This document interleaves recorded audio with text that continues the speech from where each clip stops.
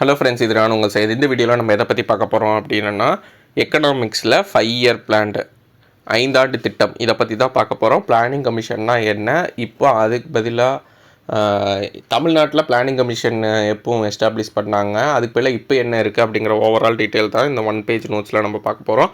கீழே டிஸ்கிரிப்ஷனில் PDF link add பண்ணுற, டவுன்லோட் பண்ணி யூட்டிலைஸ் பண்ணிக்கோங்க. இது வந்து இந்த ஜிஎஸ் நோட்ஸ்க்கான 8th வீடியோ. ஸோ எக்கனாமிக்ஸ்லையும் நான் வீடியோஸ் கொடுத்துருக்கேன், பாலிட்டிலையும் கொடுத்துட்ருக்கேன். ஸோ கீழே டிஸ்கிரிப்ஷனில் ப்ளேலிஸ்ட் லிங்க் ஆட் பண்ணுறேன், அதை பார்த்துட்டு ஒவ்வொரு டாப்பிக்காக கவர் பண்ணிவிட்டு வாங்க. இந்த 5 இயர் பிளானில் மொத்தம் 12 5 இயர் பிளான் இருக்குது. இந்த 12 5 இயர் பிளான் எந்த தீமுக்காக இருக்குது, இல்லை எந்த அப்ஜெக்டிவ்க்காக இருக்குது, என்ன டார்கெட் வச்சுருந்தாங்க, க்ரோத் ரேட்டுக்கு என்ன அச்சீவ் பண்ணாங்க அப்படிங்கிறத மெயினாக நம்ம பார்க்குற மாதிரி இருக்கும். அதுக்கு முன்னாடி பிளானிங் கமிஷன் திட்டாணையம் இல்லை திட்டக்குழு. பிளானிங் கமிஷன் பொறுத்தளவுக்கும் எப்பவும் க்ரியேட் பண்ணுறாங்கன்னா மார்ச் 15, 1950. பிளானிங் ஸ்டார்ட் ஆகிறது பார்த்திங்கன்னா 5 year plan April 1, 1950 5 year plan start பண்ணுறாங்க.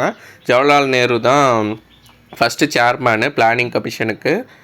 இந்த திட்டங்கள்லாம் எங்கேருந்து எடுக்கிறாங்கன்னா ரஷ்யாவிலேருந்து எடுக்கிறாங்க. மொத்தம் 12 பிளான் இருக்குது. இந்த பிளானிங் கமிஷன் தான் இப்போ நிதி ஆயோக்காக சேஞ்ச் பண்ணியிருக்காங்க. ஸோ நிதி ஆயோக் வந்து நம்ம நெக்ஸ்ட் வீடியோவில் பார்க்கலாம், அதை பற்றி டீட்டெயில்டாக. ஸோ முதல் 5 ஆண்டு திட்டம் ஃபஸ்ட்டு 5 இயர் பிளான்னு இயரும் பார்த்துக்கோங்க, 1951 to 56.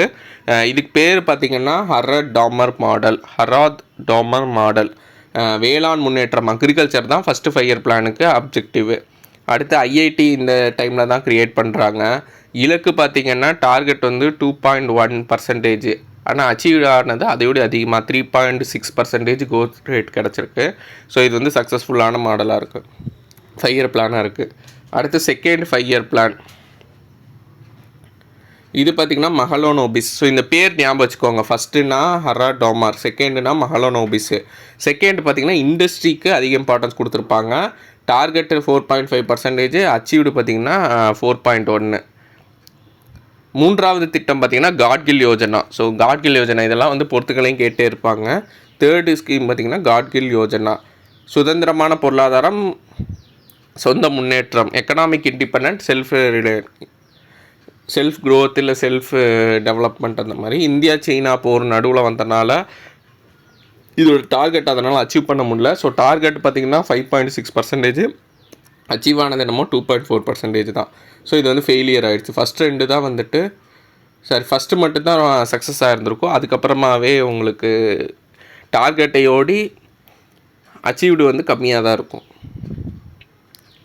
திட்ட விடுமுறை, பிளான் ஹாலிடே, அது எப்படின்னா போர் நடக்கும்போது இது கொண்டு வந்தாங்க. பிளான் அப்போ கொடுக்கல, வருடாந்திர பிளானாக தான் மாற்றுறாங்க, ஆனுவல் பிளானாக தான் மாற்றுறாங்க 5 இயர் பிளானில்.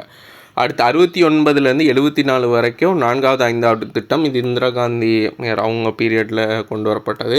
பசுமை புரட்சி இந்த டைமில் தான் கொண்டு வந்தாங்க. வங்கி தேசியமயமாக்கலும் இந்த டைமில் தான் நடந்தது.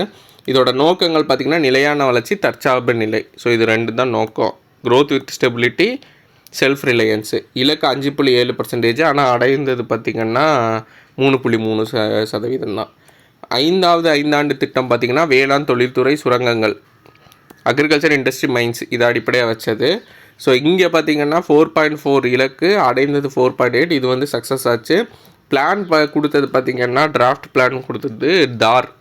ஸோ இது பார்த்துக்கோங்க, 5வது தார். ஃபஸ்ட்டு ஹராத் டாமர், செகண்ட் வந்து மஹலனோபிஸ், தேர்டு காட்கில் யோஜனா, 4th பார்த்திங்கன்னா உங்களுக்கு ஸ்பெசிஃபிக்காக எதுவும் இல்லை. 5th பார்த்திங்கன்னா உங்களுக்கு டிபிதார், 6th பார்த்திங்கன்னா கரீபி ஹட்டோ. ஸோ இந்த மாதிரி மெயினானதெல்லாம் பார்த்துக்கோங்க. இதுதான் மேட்ச்சில் ஃபாலோயிங்கோ இல்லை ஸ்டேட்மெண்ட் பேஸ்ட் கொஸ்டின் கேட்பாங்க. 6வது பார்த்திங்கன்னா கரீபி ஹட்டோ, வறுமை ஒழிப்பு தான் முதன்மையாக இருந்தது. முதலீடு திட்டத்தின் கீழே அடிப்படை அமைஞ்சது. இந்த டைமில் தான் நபார்டு உருவாக்கியிருப்பாங்க. நபார்டு காரணமான கமிட்டி பார்த்திங்கன்னா சிவராமன் கமிட்டி. அடுத்து டார்கெட் 5.2%, அச்சீவ் ஆனது 5.7%. ஸோ இதுவும் வெற்றி. ஸோ 5th 6th வெற்றி அடைஞ்சிருச்சு. அடுத்து 7வது பார்த்திங்கன்னா ராஜீவ்காந்தி பீரியட், அவங்க பீரியடில் கொண்டு வந்தாங்க பிரதமராக இருக்கும்போது. தன்னிறைவு பொருளாதாரமும் வேலைவாய்ப்பு தான் முதன்மையாக இருந்தது. தனியார் துறைக்கு ஃபஸ்ட் டைம் 300 ரூபாய் கொடுத்தாங்க. ஸோ இலக்கு 5.6, அச்சீவ் ஆனது 6.6%. இதுவும் வெற்றி. ஆண்டு திட்டங்கள் அதுக்கப்புறமா ஆனுவல் பிளான்ஸ் வந்துட்டு 91 92 கொண்டு வந்தாங்க. 8வது ஐந்தாண்டு திட்டத்தோட மெயின் அப்ஜெக்டிவ் வந்து ஹியூமன் ரிசோர்ஸ், மனித வளம், வேலைவாய்ப்பு, கல்வி, சமூக நலத்தில் அதிக முக்கியத்துவம் கொடுத்தாங்க. 8வது ஐந்தாண்டு திட்டத்தில் தான் புதிய பொருளாதார கொள்கை கொண்டு வந்தாங்க, நியூ எக்கனாமிக் பாலிசி. ஸோ இதோட டார்கெட் 5.6% அச்சீவ் ஆனது 6.8%, இதுவும் வெற்றி அடைஞ்சது.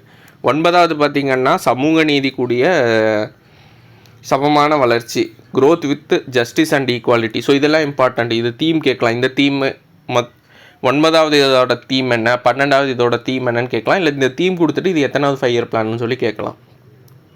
இது ரொம்ப இம்பார்ட்டண்ட்டாக பார்த்துக்கோங்க. Growth with justice and equality. 9th இலக்கு 7, அடைந்தது வந்து 5.6. 10வது பார்த்திங்கன்னா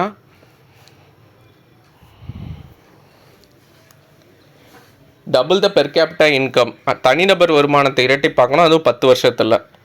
அதே மாதிரி வறுமையை வந்து 15% குறைக்கணும், பாவர்ட்டி ரேஷியோ. ஸோ இந்த 2 தான் மெயின் டார்கெட்டாக இருந்தது. இலக்கு 8, அடைந்தது 7.2. அடுத்து 11வது பார்த்திங்கன்னா 11வது தீமும் 12வது தீமும் ஒரே மாதிரி இருக்கும், எக்ஸப்ட் ஒரு வார்த்தை.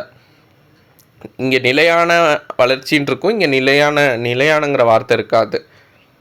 சஸ்டெயினபிள்ங்கிற வார்த்தை எக்ஸ்ட்ராவாக ஆட் பண்ணியிருப்பாங்க 12வதுக்கு. மற்ற எல்லாமே ஒரே மாதிரி தான் இருக்கும். ஃபாஸ்டர், விரைவான, மோர், அதிகமான, உள்ளடக்கிய, இன்க்ளூசிவ் குரோத் வேணும். இங்கே ஃபாஸ்டர், விரைவான, அதிகமான, உள்ளடக்கிய மற்றும் நிலையான வளர்ச்சி, சஸ்டெயினபிள்ங்கிற வார்த்தை இங்கே யூஸ் பண்ணியிருப்பாங்க 12வது.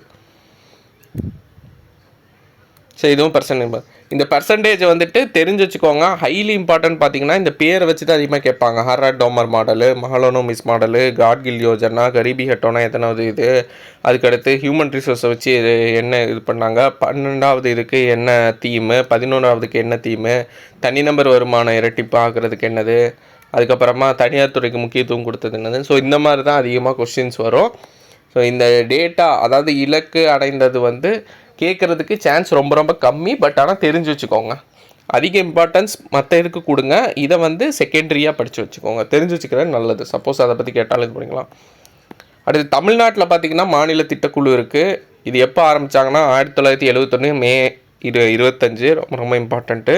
முதல்வர் தான் இதோட தலைவராக இருந்திருப்பார். இது யார் காலத்தில்னா கலைஞர் கருணாநிதி அவர்கள் முதல்வராக இருந்தபோது இந்த மாநில திட்டக்குழு உருவாக்கப்பட்டது. அடுத்து இப்போ இதை தான் வந்து சீரமைப்பு பண்ணி தமிழ்நாடு மாநில வளர்ச்சிக்கான கொள்கை குழு, தமிழ்நாடு ஸ்டேட் டெவலப்மெண்ட் பாலிசின்னு மாற்றிருப்பாங்க. இது மறுசீரமைக்கப்பட்டது 2021. சேர்மேன் பார்த்திங்கன்னா முதல்வர் தான். 10 மெம்பர்ஸ் மொத்தம் இருக்காங்க டோட்டலாக. சேர்மேன், அப்புறமா துணைத்தலைவர் எல்லாத்தையும் சேர்த்து. துணைத்தலைவர் வைஸ் சேர்மேன் பார்த்திங்கன்னா ஜெயரஞ்சன். ஸோ இது வந்து எக்ஸ்ட்ரா டீட்டெயில், புக்கில் இல்லாத டீட்டெயிலு. இதுவும் கேட்கலாம், தமிழ்நாடு ஸ்பெசிஃபிக்காக இருக்கிறனால பார்த்து வச்சுக்கோங்க. ஸோ அப்பப்போ நோட்ஸில் வந்துட்டு நான் கரண்ட் அஃபேர்ஸையும் ரொம்ப இம்பார்ட்டன்ட் கரண்ட் அஃபேர்ஸையும் ஆட் பண்ணி கொடுத்துட்றேன். அப்படி படிக்கும்போது உங்களுக்கு ப்ரிலிம்ஸ் அண்ட் மெயின்ஸ் ரெண்டுக்குமே நோட்ஸ் யூஸ்ஃபுல்லாக இருக்கும். ஸோ அப்கமிங் வீடியோஸில் பார்க்கலாம். தேங்க்யூ.